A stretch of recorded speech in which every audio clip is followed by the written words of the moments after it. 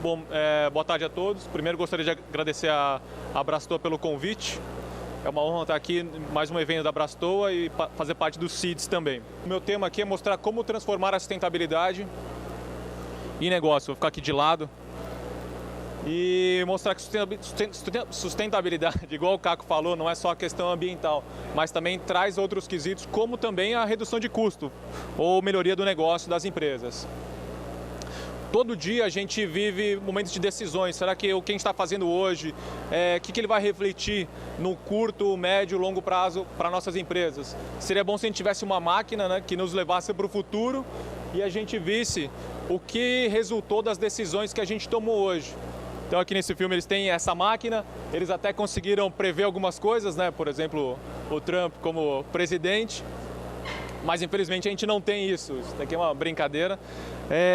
Mas todos os dias nós vemos projetos como esse, tanto na nossa empresa, na nossa casa. Aqui são só alguns exemplos, por exemplo, aqui essa parte do Minhocão. Estão discutindo se derruba o Minhocão de São Paulo, mantém, faz um bulevar.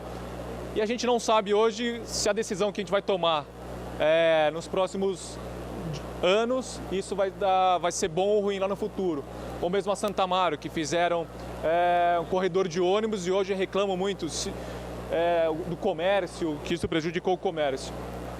As marginais, então nós vemos diversos tipos de projetos futurísticos que a gente não tem certeza se vai dar certo ou não. A própria marginal do Rio Tietê, existe um projeto, esse projeto real, foi apresentado para o governo do estado de São Paulo, uma iniciativa chamada Arco do Tietê, que um arquiteto fez, ele tem até o nome dele ali, acho que desapareceu, mas ele propõe desaparecer com as marginais e tornar a marginal um bulevar. Daí quando tiver as enchentes, ele funcionar como um piscinão. Então são projetos que parecem futurísticos, mas a gente hoje precisa tomar essas decisões. Bom, como a gente não tem uma máquina para nos levar para o futuro e ver se as nossas decisões de hoje deram certo ou errado, o que a gente pode fazer é visitar cidades que há 40, 50 anos passaram pelo mesmo momento que a gente está passando hoje, tomaram as mesmas decisões que a gente precisa tomar hoje. Um exemplo é Detroit. Detroit, na década de 50, 60, era conhecida como a cidade do desenvolvimento, do automóvel, do transporte individual. E aqui eu mostro para vocês um breve vídeo daquela época, da década de 50, de 60, para mostrar como eles falavam da sua cidade. Vocês vão ver que é muito próximo do que a gente fala da nossa cidade hoje.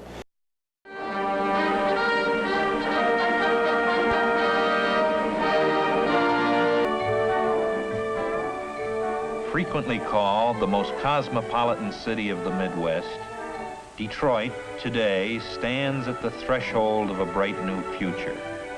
A new renaissance is changing the face of the city. The applied skills of planners, idea men, organizers, builders, Detroiters who welcome and respond to challenges. And a new spirit of progress matches the vision of its people. Like a stout heart within the city is Detroit industry, the vital pulse beat of technology and resources which has put the world on wheels. It's pretty much official now. Detroit is going bankrupt. The death of a great American city is one of the biggest, if not the biggest, news stories of the week. The city of Detroit has lost nearly 2/3 of its population since its post-war peak. Back in 1950, nearly 2 million people called the Motor City home. Today, that number is barely above 700,000. Signs of decay and neglect are everywhere. Vast tracts of abandoned homes and buildings.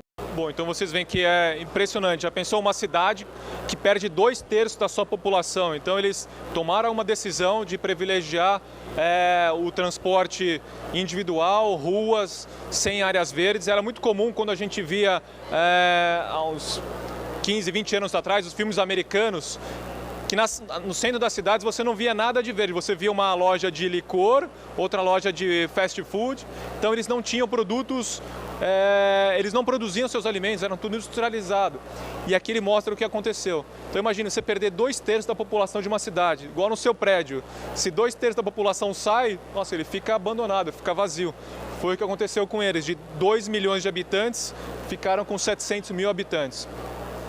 De 25 anos para cá, o movimento da própria população de Detroit, eles se reuniram e começaram a trabalhar em conjunto, fazer ações em conjunto. Então, surgiram diversos movimentos sociais e ambientais para fazer ações de plantio, ocupação da cidade. E isso teve o apoio não só dessas pessoas, mas da mídia, da grande mídia. Então você vê no canal da Fox, eles chamando as pessoas para uma ação de plantio, chamando as pessoas que fazem parte dessa ONG ou diversas outras ONGs para debater num evento num canal aberto, numa conversa. Então eles deram bastante destaque para isso e ajudaram essas iniciativas que viram que trazia desenvolvimento para a cidade.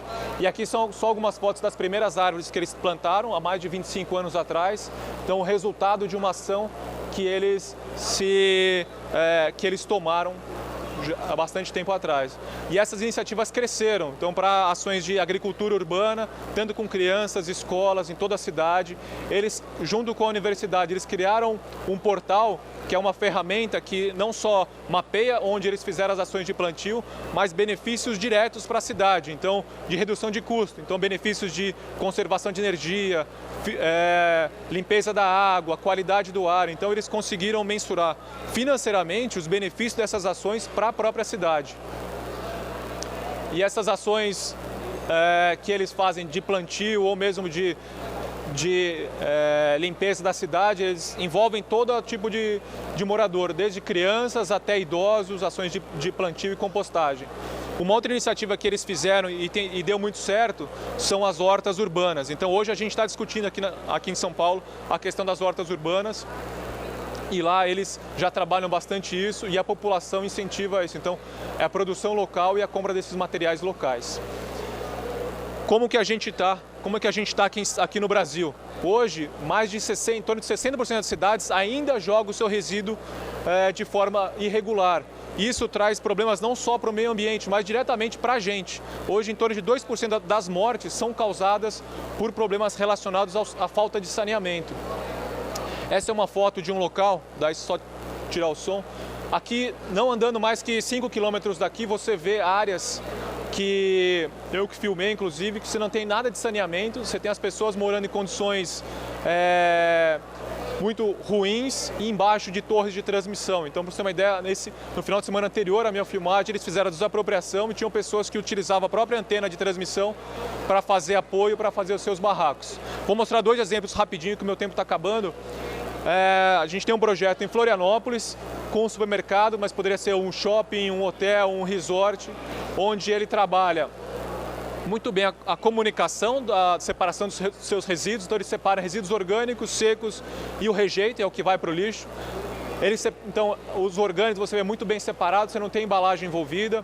Gosto bastante dessa foto porque ele mostra quanto de lixo, de rejeito que ele gera, são só esses duas caçambas laranjas. Então esse volume a prefeitura coleta, então ele zerou o custo dele com o resíduo, e as bombonas é o de orgânico que ele produz. Esses orgânicos vão para áreas de compostagem, o adubo ou é doado para o cliente, troca por pontos, ou vai para a horta que o supermercado mantém. O supermercado mantém hoje 2 hortas que empregam 6, 7 pessoas, e o produto que eles fazem é um produto orgânico que é vendido na loja. Então eles conseguiram fechar todo o ciclo da geração de resíduos deles. Agora, bem ligado ao turismo, a gente tem um projeto com o Outeiro das Brisas, que fica na Praia do Espelho, uma das praias mais bonitas do Brasil. É uma praia super bonita, que você tem em volta dela todo o comércio, porém nesse tipo de cidade, às vezes um pouco mais isoladas, a prefeitura não faz a coleta dos resíduos, ou faz de forma não tão frequente. Então é comum você ver nessas cidades alguns botaforas ou lixão, e a gente hoje não vê isso, mas lá na frente isso pode prejudicar o turismo local. Então é comum você ver nesses locais cenas como essa, onde você tem todo o resíduo. Aqui até eles conseguiam separar um pouco o reciclável, mas você vê uma condição que a pessoa trabalha de tudo misturado, é como se fosse um lixão. E um outro problema bem grave que eu já vi já em diversas cidades é a questão do vidro.